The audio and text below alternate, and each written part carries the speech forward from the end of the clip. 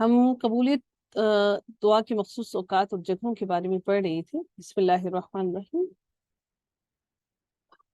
5 points ہمارے ہو گئے، اور اگلا ہم دیکھتے ہیں کہ آگے ہمیں ان قبولیت دعا کے مخصوص اوقات اور جگہوں کے بارے میں ہم دیکھتے ہیں کہ اب وہ کون سی مزید جگہیں اور اوقات ہیں جن میں دعائیں مزید قبول ہوتی ہیں۔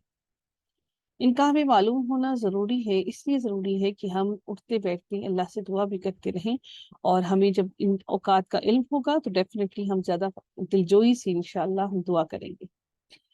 تو چھٹا جو پوائنٹ ہے کہ رات کے کسی حصے میں جو دعا کی جاتی ہے وہ کون سا حصہ ہے جس میں دعا کی جائے، تو آپ صلی اللہ علیہ وآلہ وسلم نے فرمایا کہ رات کے وقت ایک ایسی گھڑی ہے جس میں کوئی بھی مسلمان دنیا کی اور آخر کی زندگی کی جب خیر مانگے تو اسے وہ چیز دے دی جاتی ہے، تو یہ گھڑی ہر رات آتی ہے۔ یہ مسلم کی حدیث نمبر 757 ہے۔ اس سے ہمیں اندازہ ہوتا ہے کہ رات کی ایک مخصوص گھڑی ہے،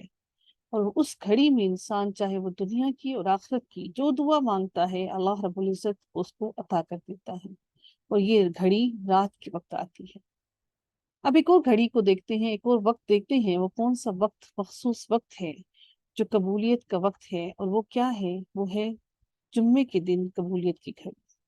اس کے لیے بخاری کی حدیث نمبر 935 اور مسلم کی حدیث نمبر 852 میں نبی کریم صلی اللہ علیہ وسلم نے ارشاد فرمایا۔ ہم دیکھتے ہیں کہ کیا نبی کریم صلی اللہ علیہ وسلم نے ان قبولیت کی گھڑیوں کے بارے میں ارشاد فرمایا ہے کہ رسول اللہ صلی اللہ علیہ وآلہ وسلم نے جمعہ کے دن کا تذکرہ کرتے ہوئے فرمایا، اس دن میں ایک ایسی گھڑی ہے جس میں کوئی بھی مسلمان اللہ تعالیٰ سے کھڑے ہو کر دعا مانگے تو اللہ تعالیٰ اسے وہ چیز عطا فرماتا ہے۔ اور نبی کریم صلی اللہ علیہ وآلہ وسلم نے اس گھڑی کے انتہائی مختصر ہونے کا اشارہ بھی فرمایا، یعنی کہ وہ گھڑی بہت ہی مختصر ترین وہ وقت ہے اس مختصر ترین وقت کے اندر انسان کی دعائیں قبول ہوتی ہیں۔ ایک اور بہت اہم بات جس کے دوران دعاؤں کی قبولیت ہوتی ہے وہ کیا ہے کہ زمزم کا پانی پیتے وقت کی دعا بھی قبولیت کے درجات کو پہنچتی ہے۔ اس کے بارے میں صحیح جامع کی حدیث نمبر 5502 کے اندر ارشاد ہوتا ہے کہ نبی کریم صلی اللہ علیہ وآلہ وسلم بیان کرتے ہیں کہ زمزم کا پانی ہر اس مقصد کے لیے ہے جس مقصد کے لیے دیا جائے، یعنی کہ آپ اگر دعا کرنے اس کو پیتے وقت تب بھی دعا بھی قبول ہوگی۔ اگر آپ کسی بیماری سے شفا کے لیے اس کو پئیں گے تو وہ اس کے لیے بھی آپ کو شفا عطا فرمائے گا انشاءاللہ، اللہ کے حکم سے، اللہ کے اذن سے۔ تو اس سے ثابت ہوتا ہے کہ نبی کریم صلی اللہ علیہ وسلم نے فرمایا کہ زمزم کا پانی ہر اس مقصد کے لیے ہے جس مقصد سے اس کو پیا جائے گا۔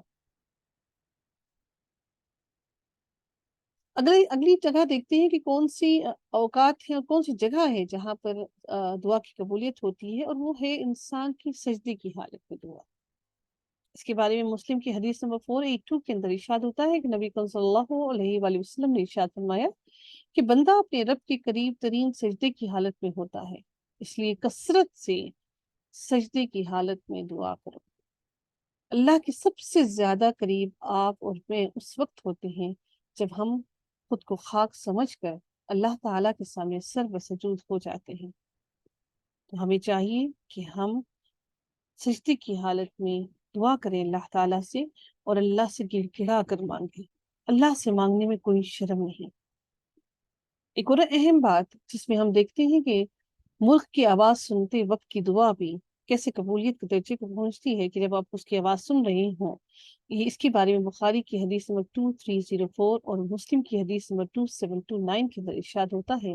کہ نبی کریم صلی اللہ علیہ وآلہ وسلم نے فرمایا کہ جب تم مرغ کی آواز سنتے ہو تو اللہ سے فضل الہی مانگا کرو، کیونکہ اس وقت مرغ فرشتے کو دیکھتا ہے، یعنی کہ مرغ اس وقت فرشتے کو دیکھ رہا ہوتا ہے، اس لیے تمہیں چاہیے کہ تم اللہ سے اس کا فضل مانگو۔